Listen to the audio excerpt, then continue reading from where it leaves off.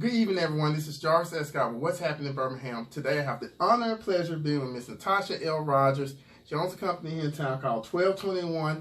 But Natasha is a good friend of mine, but she is definitely a person that's making things happen here in our city. So before I start, Natasha, good evening. Hello, how are you? Thank you for taking time out your day to sit down with me on this. To drive way to Trustville from downtown Birmingham at 5 o'clock in the middle of traffic. Thank you very much. This Christmas holiday season.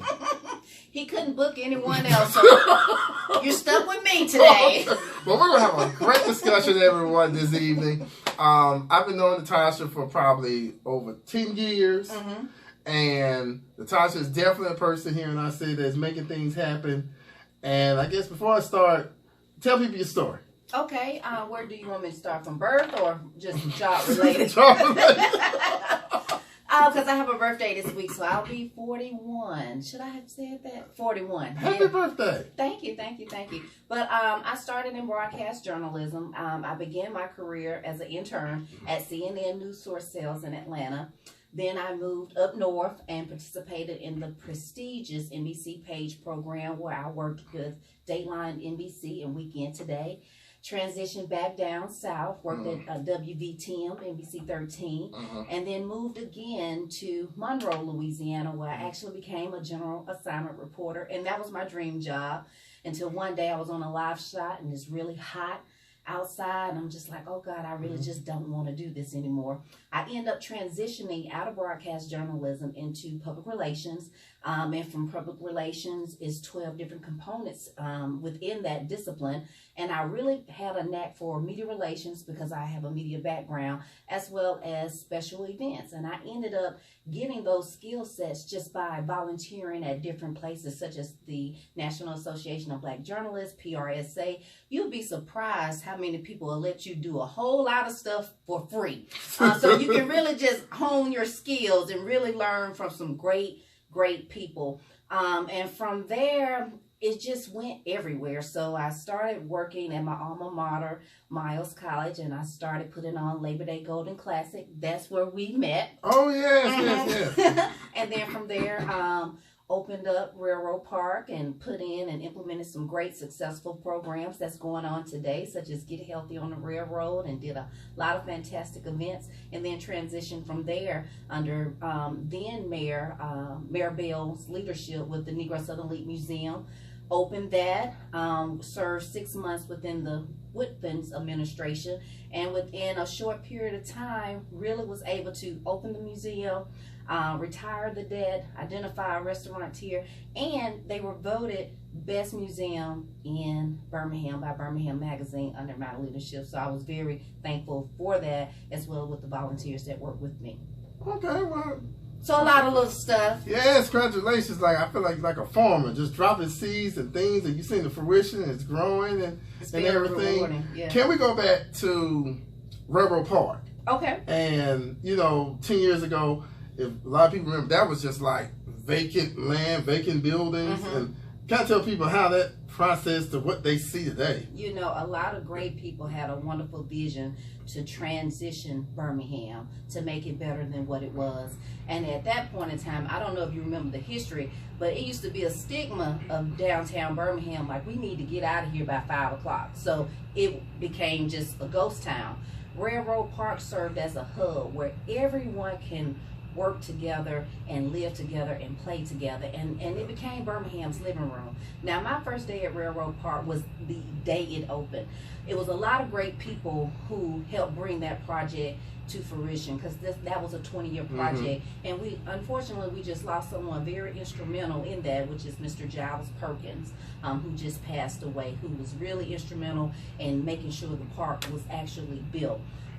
Started day one with just a park, and I will say we have some great neighbors in the state of Georgia and Mississippi, and my goal when I took over as special events coordinator was I was tired of our people, white, black, indifferent, leaving Birmingham to have a good time. Like, why can't we have a great time here in Birmingham? So I called Atlanta. Hey, it's Centennial Park. How do I keep people from driving to Atlanta to have a good time? And so they assisted me, and we started just doing a lot of things. And the cool thing about starting something is that no one can tell you that it's wrong. Okay. So I had full range. The executive director at that time, prior to Camille Spratling, was Catherine Bielmeyer, and she just let me run amok. So from thinking about exercise classes in the park, movie series, concerts. I mean, we went from hosting MC Light to, you know, a gospel concert, to country, to the symphony. All of that's happening in the hub, really bringing people together. And really, that was the birth of the Parkside District. Okay. Because I always tell people it takes a while in Birmingham for things to percolate and grow. And then kind of fast forward a little bit to the Negro Museum. What do you want to know about it? Oh, that was a rewarding experience. Mayor Bell asked me to open the museum. I did so. It was in debt, had some things going on, but it's a wonderful piece of history. It's something unique to the city that we should all support and be proud of, and to be able to share that history with future generations to come. And the one unique thing about the museum is that you still have the living history here. There's plenty of ball players still alive and well here in Birmingham. So that was a very rewarding experience. It's nestled right next door to Railroad Park, so I was in familiar territory, right next door to the Birmingham Barons, Regents Field. And everyone in that district truly works together to make sure everything in that area remains vibrant. A great time at the museum, opening it up, securing tours, making national news with Wall Street Journal, New York Times, and just really seeing people come in, learn something that they didn't know about and didn't know that much about. But the one touching thing, and I don't want to go too long, is when we opened, it was a lot of family members that came by. And another project that took years and years to actually, you know, come to fruition. And to see them come in the museum with their families and look for their balls and find their family member and tell the story to their future generations, it's just really touching. And some, they weren't alive to actually see it come together. So I think it's a great facility. People need to continue to utilize it, go visit it. It's free. They need donations now. Oh yes, please still support, but it's free. And you know, while I was there, I wanted to ensure that things were free. The same thing at Railroad Park. How can we make this free? Okay. And that's why we are so thankful to Birmingham's corporate community, because they are truly awesome. So if you get a higher bill here and there, don't fret, because we have a great community of corporate community that really believes in their philanthropic efforts, and I'm just very appreciative to that, because the vision can come from someplace, but you know, you do need resources, and you need great people that will roll up their sleeves and help bring something to light. Okay. So, you know, I'm glad, you know, we kind of touched about what Birmingham is. What would you tell someone that, even like a college student that may be possibly thinking, or a millennial that's like, well, I think I might leave you. I mean, not keep saying you leave. Go Blazers. Yeah, go Blazers. They're on tonight. If they're thinking, I'm thinking about leaving after college, you know, to go to Nashville or Charlotte or Atlanta.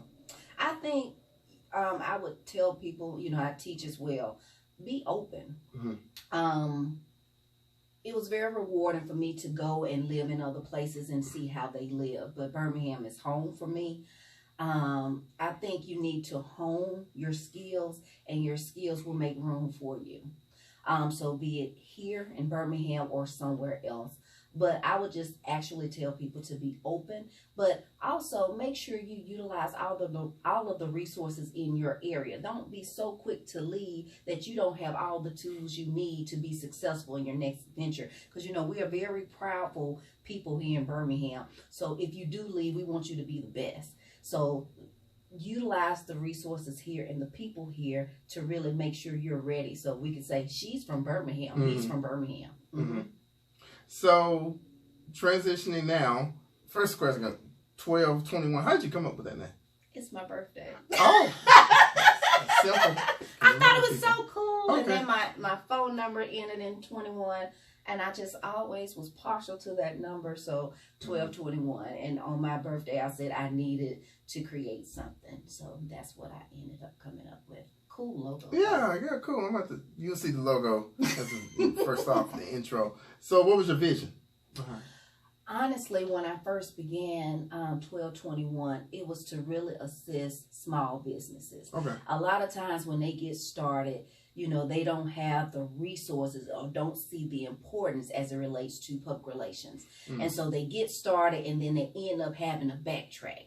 So if I can just be a small hub to try to get them started, you can go on once you make big money, but if I can get you started in the right direction so you can see how your branding is important, everything's matching, your website is together, everything is organized and ready for you to conquer the world. So when you do go in to solicit business or you're waiting for, you know, recruiting, promoting your product, that you have the best look possible and you're thinking outside the box and not just, you know, for the moment, long term. Okay. I know you mentioned earlier, I don't know, we probably talked about before we went on camera, about as far as like media relations. What's the biggest mistake you see, either media or public relations, that a lot of businesses make nowadays? You're going to make me step into something. Now, here's the thing. Here's the dilemma. So if you started in public relations and then, you know, a lot of people transition from broadcast journalism into PR and you have PR professionals like, hey, it's more to it. So one, I want people to know it's a difference between media relations is one component of public relations. That's just one, you know, skill set within that. So the one thing I would say is get media training, because if you do have an opportunity to spotlight your business, you want to make sure you're very prepared and open and welcoming, because if your company was a person, describe that person. So that's the person you want to represent you. I would also say, before spending so much money on advertising, sorry advertisers, no shade, but see what you can do to make your business or what you're doing newsworthy, and try to garner traditional media, you know, through press releases. So if you're doing what's happening now and you partner with another organization, you all are going to do a tour drive, you can garner, you know, press coverage just by writing a press release and working the phones. And anyone that tells you, I can guarantee you coverage, stop the presses, because you can't. What if you you have this event that's going on and it's a big house fire or a shooting or something, then you can't guarantee that. But what you can do, I can ensure that I'm going to work hard, I'm going to follow up, I'm going to write good press releases, I'm going to do real great pitches, and, you know, I'm going to develop relationships with the media. And another big thing with media relations that I would love companies to know is just be available. Even if you don't want to, you know, it's going to be times you're like, oh my God, I just do not want to, I can't do it. I can't. I remember some like Christmas time too. Like, wow, I remember one time, a couple of clients in the past, I may need them to do something for me. And they'd be like, man, it's holidays. Well, I would say make sure you're open and available, but not so much, you know, of course, don't be lazy. But, you know, it might be some sensitive things, you know, that happen and you're afraid or don't know. You want to make sure that just like you want them to cover the good things, you want to be available to talk about the negative things. And it's all about being transparent. So you want to make sure you're honest and ethical and transparent. Even if right now, hey, we're just learning about this incident, we're investigating, we'll give you more information as it becomes available. But just be available, even if you don't know the information. Don't lie about it. But, you know, just it's okay to say we're working on it, we'll get back with you, you know, but be available to say that. And you want to just make sure you're transparent and you check all your boxes and you think about your target public, so internally and externally, and just be transparent. Okay. Mm-hmm. So you also mentioned that you teach. I do. So how is it now that you're the teacher teaching the students So they about? call me Simon. Okay. Yeah, because they say I sit there and I just rip them a new one, so to speak. I teach public speaking speech at Lawson State Community College and also Miles College as well. And I just want my students to be the best. And what I tell them about speech is that this is a life skill. You know how some classes you may have no slack on history, but you might remember it for the test and then you go away with it. The skills you learn in my class or in that discipline can help you throughout your life, be it if you're interviewing for a job, pitching something for a local business, or just presenting yourself. So I want them to always be prepared. So we go over from impromptu speeches to doing notebooks, because the way you present yourself on paper, that makes a difference. I make them actually get a professional headshot done, do a bio, and that's just so they'll already have it. So when they do go for an internship, a job, or even applying to another university to seek a higher degree, just add that to your packet. So they say my class is hard, but they are really thankful at the end. If not, I wouldn't have gotten so many gifts. Okay. Okay. And they did not get a gift for a grade. Let me make that. Okay. Yeah, Nothing like that. So what would you tell someone that, maybe one thing, how can they overcome their fear of public speaking? Practice. Okay. Be prepared. The biggest things about public speaking, you may think your audience is waiting on you to fail. That's 9 times out of 10, that is not the case. They want you to succeed. So I would say, one, you want to make sure you're prepared, so you practice, you research the information. Also, it's very important to research where you're speaking. Know the environment, even if you have to do a dry run, go beforehand. So you go get comfortable with the setting, know what the setting is so you can adjust. Always have a plan A and a plan B. If my PowerPoint doesn't work, do I have a flip chart, or can I do something else? Don't memorize, but be very comfortable and familiar with your speech. And the way you practice your speech is the way you're going to deliver it. And also, for me, this is just my own 2 cents. Be creative. I do not want to sit in a meeting or at a luncheon and you bore me to death. So think about a creative way that you can present the information and also interact and engage with the audience. Get them involved. That will help as well. Okay. Okay. So I guess it was something that came out I wanted to talk to you about. So you're very involved in the community. I try to be. Recently you was on the class of Leadership Birmingham. Yes, now I'm not going to say we were the best class because everyone says that, so we have changed it, and this is what makes us the best class. We are saying we're the most fun class ever because we really support one another and we make it a point to always get together like quarterly, so that's really special. Okay. But I was just happy to get selected. I mean, whew, Jesus, it took like 2 times. Oh, so I was very excited. What do you need me to do? But it's a great group of people.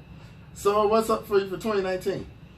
2019 starting out, of course, I'll still be teaching at Lawson State and Miles College, so I'm really putting together some great lesson plans there. But I'm very excited. I'm working with the Birmingham Business Resource Center and also the AG Gaston Conference. So in February, we are bringing none other than Angela Rye, CNN's Angela Rye, and also Dr. Boyce Watkins to this year's conference. And so I've been working with that project for the last 6 months, and this is going to be the cultural event of the year, hands down. Oh yeah, because I know both of those speakers. It's going to be really, really good. Yeah, I'm just excited. Angela is really a great talent, and the way she comes off on air is, you know, she's really passionate about what she says. And I just think for the city of Birmingham, we'll get a great treat listening to her. She's going to participate in a panel, economic game versus politics. Don't get me quoted on that, but she's coming, and we're just going to discuss everything as it relates to, you know, African American entrepreneurship. and how can we make Birmingham just better overall. So I'm very excited about that. It's going to be a great event. Okay. Okay. And since we have you here, if you want to know more about it, just go to aggastonconference.biz. That's aggastonconference.biz, and it'll give you all the information that you need to know. So make sure you make plans to attend. Yeah, we're also gonna have Mr. Bob Dixon come on real soon. Yeah, and talk about and you know what's so cool about this conference that really chokes me up. A.G. Gaston, you know, was named Entrepreneur of the Century by Black Enterprise. Okay. He's been long gone, passed away. But look how his legacy continues to live on through the efforts of Bob Dickerson, Gaynell Jackson, and all of the sponsors. But for my company, 1221, to be able to land this contract because of his efforts, so he is his impact is still being felt. When people attend the conference, they will actually learn some valuable information, and it will actually trigger some deep thought. And he's been gone so long, so I'm just very excited that we can just not only have an entertaining event, but educational event as well. Okay. Okay. I know we cover a lot of things this evening. I didn't know I was going to be talking this much. Oh, my. So I'm going to hit you with two last easy questions. Easy question. Okay. Easy question. What is the #1 challenge facing Birmingham in 2019 in your opinion? Wow, that's a needle in a haystack. I wouldn't say a challenge. It's something I would love for us to work on. #1, we can't expect our leaders to fix everything. If everyone puts a little hand on it, we can see a tremendous result. One of the things I would love to see talked about a little bit more and implemented, and this is on the citizens. I'm talking to us.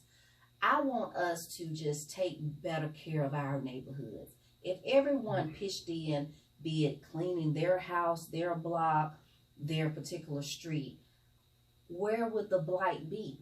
Okay. You know?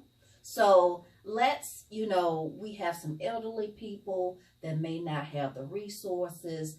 I just want us to really go back to putting neighborhoods first, but let's get out. It was a lady who lived a block or two away, and a cousin or a brother could go and cut her grass for $5 or $6 or for a piece of pie. You never know. Yeah. But if we can just get back to everyone saying, let me make sure my house is fine, then my block is fine, and then really cleaning it up. What was very instrumental growing up with me, and I grew up in Inslee, we had a lot of programs. Anti-litter was a program too, where it's like, oh, I don't litter. That would be a great thing. We had police officers in the school through the DARE program. Mine was Officer Winston. So we had a great dialogue there. But that's one of the things I want to see is, one, if you own a business, make sure you do your best to keep your area clean and deter littering and make sure it's up. If you are a homeowner, do what you can. I know sometimes it gets tight, but do what you can to keep your yard up. And if you are a property owner and you have tenants, make sure you still keep an eye on your property and ensure that they, keep it to a good standard. And that'll help improve the quality living for everyone around you. That's my thing. So to your question, molded to that. Okay. One final question. Are you ready? I feel like we're on Jeopardy. What's one thing people don't know about Natasha?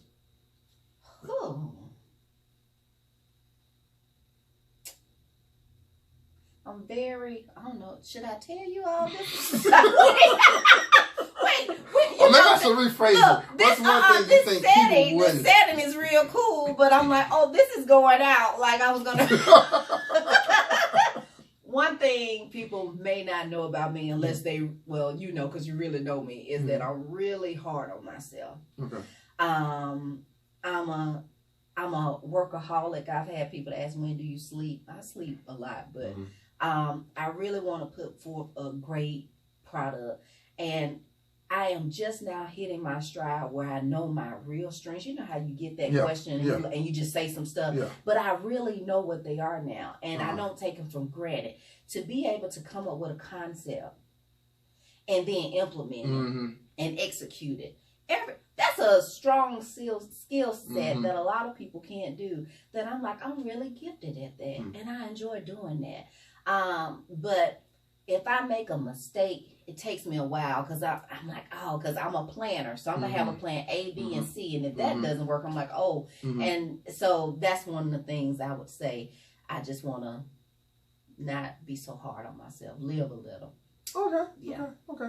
Well, Ms. Rogers, thank you for your time this evening. I'm so sorry again. It's Christmas. He couldn't find anyone else. So he asked me to come. He asked me to come. So I hope you all enjoyed this particular podcast. Yes, and we have her contact information if you'd like to get in contact with Ms. Rogers. But thank you all again. And for more interviews, please check out what's happening in Birmingham.com. Thank you all again. Have a great evening. Bye-bye. Thank you.